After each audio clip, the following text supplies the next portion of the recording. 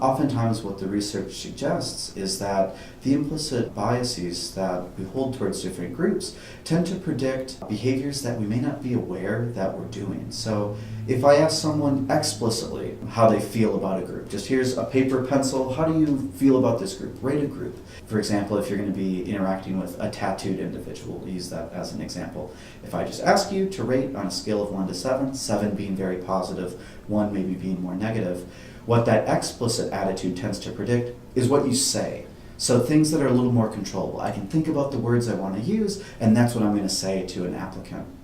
Now, what the implicit bias, as measured by things like the IAT, tend to predict are more things that we're unaware we're doing, oftentimes are nonverbal behaviors.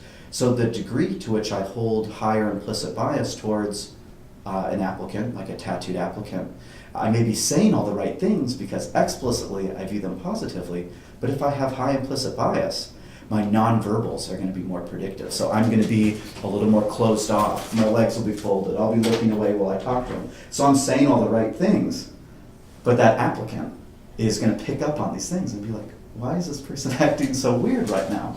But that's typically what the implicit bias or the IET tends to pick up on, is more of these nonverbal cues that we may not even be aware that we're using less eye contact or having a very closed posture. But importantly, the research suggests that the person sitting on the other end of the table does pick up on those things.